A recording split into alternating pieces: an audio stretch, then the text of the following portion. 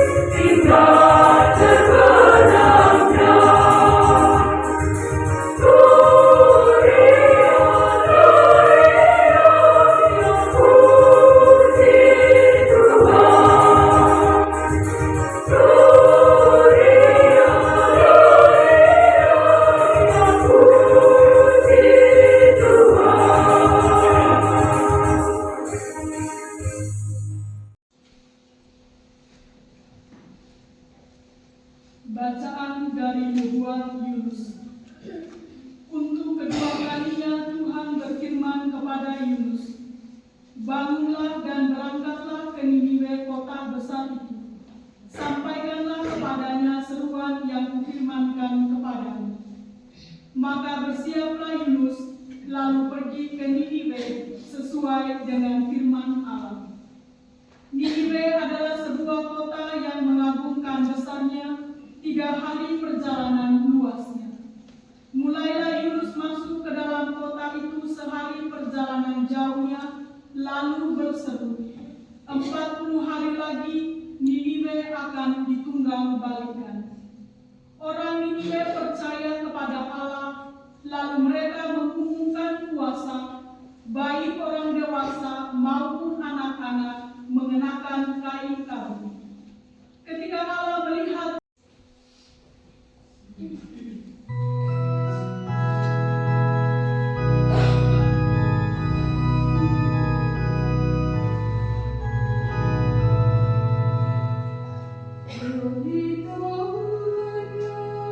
jalan-jalan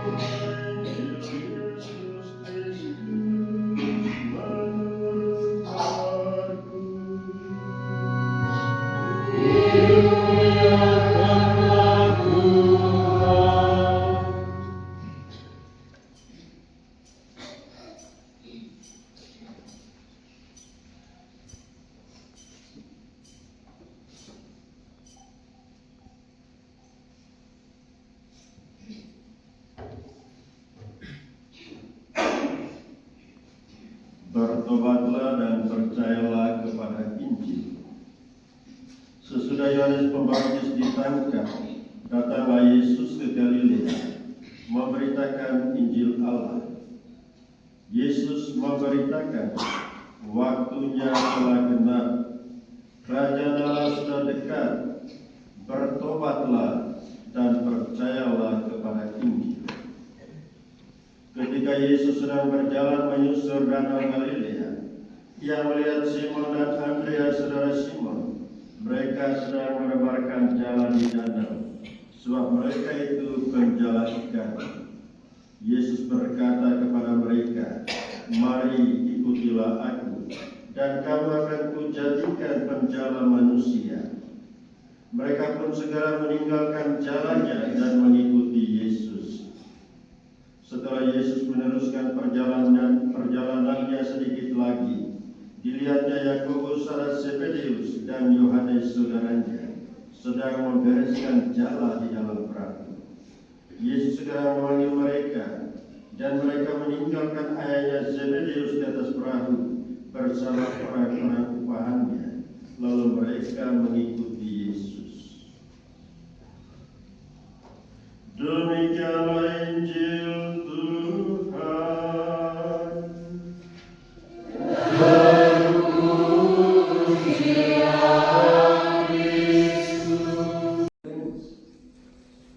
Dua tahun yang lalu melakukan survei penelitian tentang panca tugas gereja, 5 tugas gereja, termasuk di dalamnya tugas pewartaan.